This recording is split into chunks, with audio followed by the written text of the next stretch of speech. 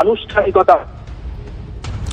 প্রদীপ্ত, তোমার একটু কথা কেটে যাচ্ছে, যদি একটু স্থান পরিবর্তন করে কথা বলা সম্ভব হয়। আরো একবার আপনাদের জানিয়ে রাখি। হ্যাঁ প্রদীপ্ত, শুনতে পাচ্ছি, প্লিজ কন্টিনিউ।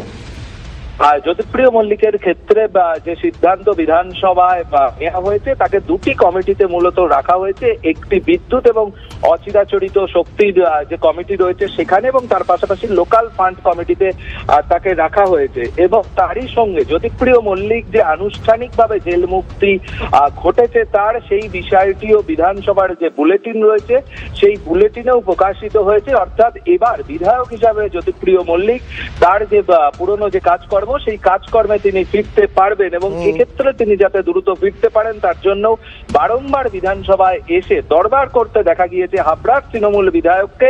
এবং আজকেও তিনি বিধানসভায় এসেছিলেন, গতকালও বিধানসভায় এসেছিলেন, এবং গত সপ্তাহেও আমরা তাকে বারংবার বিধানসভায় আসতে দেখেছি। এবং শুধু তাই নয়, হাবড়ার কাজকর্মের ক্ষেত্রেও কিন্তু জ্যোতিপ্রিয় মল্লিক যথেষ্ট সক্রিয় হয়েছেন। এখনো পর্যন্ত এলাকায় না গেলেও এলাকার উন্নয়ন, এলাকার কাজকর্ম কিভাবে চলছেন তা গোটাটা তিনি স্থানীয় যে কাউন্সিলররা রয়েছেন, নেতৃত্ব রয়েছেন, তাদের সঙ্গে ফোনে কথা বলছেন, প্রয়োজনে যে সমস্ত নির্দেশ দেওয়ার সেই নির্দেশ দিচ্ছেন, এবং তদারকির কাজকর্মও কিন্তু করছেন জ্যোতিপ্রিয় মল্লিক।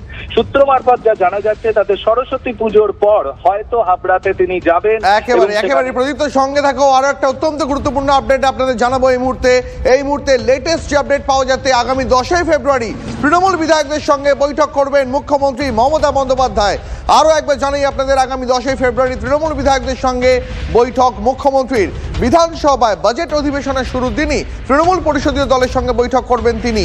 এই বৈঠকের বিষয়ে আরো বিস্তারিত জানাবেন প্রদীপ্ত, রয়েছেন টেলিফোন লাইনে। প্রদীপ্ত, বাজেট অধিবেশন শুরু হচ্ছে আগামী 10ই ফেব্রুয়ারি সোমবার, এবং সেই দিন দুপুর 12:30টায় বিধানসভার যে নৌসার আলী কক্ষ রয়েছেন সেখানে দলের যে বিধায়করা রয়েছেন, পরিষদীয় দল তৃণমূল কংগ্রেসের সেই সমস্ত বিধায়কদের সঙ্গে তৃণমূল নেত্রী তথা মুখ্যমন্ত্রী মমতা বন্দ্যোপাধ্যায় বৈঠক করবেন। এবং সেই বৈঠক থেকে দলের বিধায়কদের আচার আচরণ কি হবে তা যেমন তিনি ঠিক করে দেবেন, তার পাশাপাশি বিধায়কদের যে কাজকর্ম সেই কাজকর্মে কোথায় গাফিলতি হচ্ছে, আরো কিভাবে কাজ করা যায়, তার কারণ 26-এর ভোট আর বেশি দিন বাকি নেই, ফলে উন্নয়নের ফাঁকফোকর কোথায় রয়েছে সেই সমস্ত বিষয় নিয়েও কিন্তু তিনি বার্তা দেবেন।